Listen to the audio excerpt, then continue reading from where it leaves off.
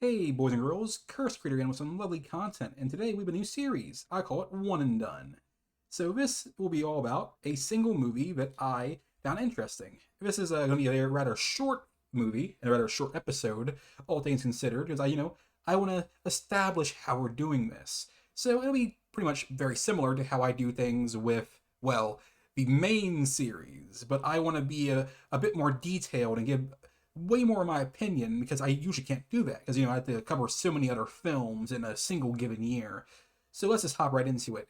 So this lovely film is from the year of 1939, and our director is Michael Curtis. Our writer is Crane Wilbur, and our stars include Claude Rains, Gail Sonnegaard, and Donald Crisp.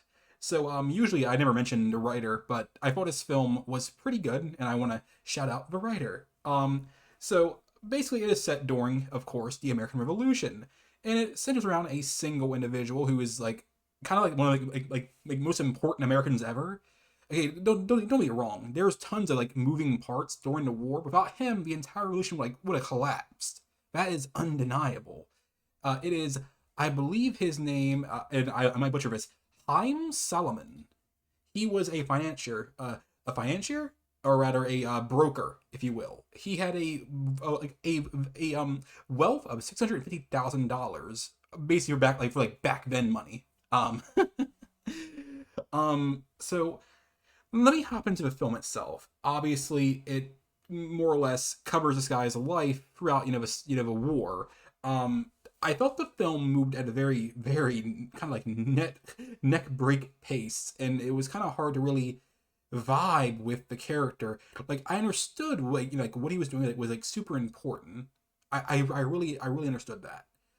My issue is that they could have like pushed it in like at least 30 minutes. I feel like it would have helped the pacing at least a bit better. Um, I thought the ending was sad, and as always, I have to say this. With a one and done, there will be spoilers. Of course, our protagonist here dies. He died broke and in poverty, basically. That was his life story. From a guy who was super powerful with like wealth, he ended up dying for the dream of liberty. And that's the thing we Americans don't really ever think about, that this guy kind of saved us. Otherwise we kind of be like all British right now. Yeah, that's something to think about. So I thought that Claude Rains did amazing. Despite how neck break it was, I felt he really did act pretty well in this. He was really dropping those bombs, and those are some pretty amazing quotes. And yes, I'll be going over to quotes later if I have them all written proper. Um, so what else can I say about this film? Because again, this is a film that is relatively short. It was only 20 minutes, and I don't want this to be too short, but I don't want to be too long. And it's I'm rambling. Sorry. Um, Beyond that, I thought it was interesting. The most interesting like part of this film was the scene where Heim and all the other individuals, like a part of a group, were like running away via horse from the British. That scene was really interesting.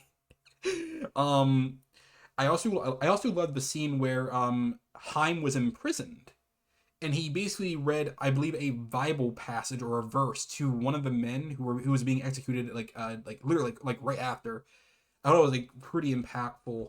But beyond that, I think the film really does suffer from that neck break pacing, that it feels more like a play than an actual film where they're like rushing to get to the next set piece to continue the story, which is not a bad thing. I just felt like it wasn't really great for a movie.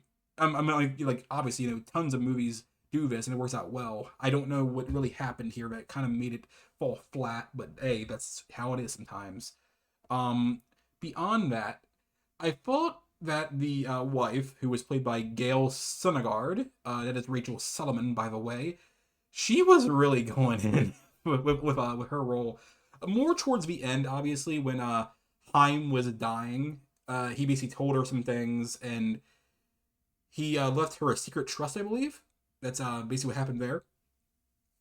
And I love Montague Love.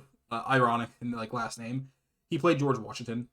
That he really felt like George Washington. Obviously, I am like over 200 years away from him, and I never met the actual George Washington, but I seen a few times where George was being played by others. I feel like he was pretty damn good, all things considered. But let us hop into. I think let's hop into the trivia first, and before we go into the goofs and quotes, it'll make things fun. So, our first piece of trivia: this short is included as a bonus on the Warner DVD of Dodge City 1939. That's a film that I may go back to one day. The opening of this short states that the first Americans were oppressed Europeans who came to the New World in search of liberty, and that these people of many races and many creeds dedicated their lives, their fortunes, and their sacred honor to the creation of a free America. This is very similar to the last sentence of the Declaration of Independence, and for the support of this declaration, with a firm reliance on the protection of divine providence, we mutually pledge to each other our lives. Our lives, our fortunes, and our sacred honor.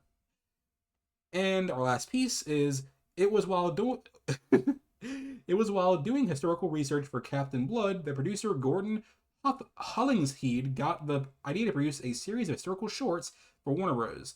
He produced many, including The Sons of Liberty, over the next several years, many in Technicolor. Hey, that's pretty cool. So let's go into the goofs. Usually, obviously, I don't do goofs or quotes, but just to pad out the time here, for some fun. All right, this is a factual error. On his deathbed, Haim Selman recites part of the Declaration of Independence. All men are created equal, but that they are endowed by their Creator with certain undeniable rights. The final version of the Declaration use unalienable rights, though earlier drafts of the document use unalienable rights. Sullivan would have read and memorized the final issued version. Oh, they're getting really technical there. What if you preferred a different version, huh? But that's how it is sometimes. I'll read off there's only two quotes here. Sure, I'll read them both. Haim Solomon, I know that you've given, even beyond your means, but no, we must give again. It isn't charity, I ask. It's an offering to the cause of liberty. A cause secret to us above all others, because centuries of bitter persecution have taught us the value of liberty. If we want to continue living as free men in a free land, if we want to bequeath this priceless treasure to our children, then we must give. It is not our duty to leave wealth to our children, but it is our duty to leave them freedom. That is a hard line. And this is from our first part of the film. This is from the narrator. The first Americans were, Europeans, and I don't really need to read this one. Actually, it's pretty much a reread there. But overall, how do I want to rate this film? I think this film gets a 5. The neck break pacing really does kill this film for me, despite how important it is for history. I view it as important because it talks about a person who gets so little mention in our history. I've never heard of this damn guy prior to this freaking film. The fact that he carried the revolution on his back through money, that was so important. And considering how broke we were back then, there were tons of militiamen just leaving in droves because they weren't being paid. And this guy basically just pulled up his bootstraps and paid the bill.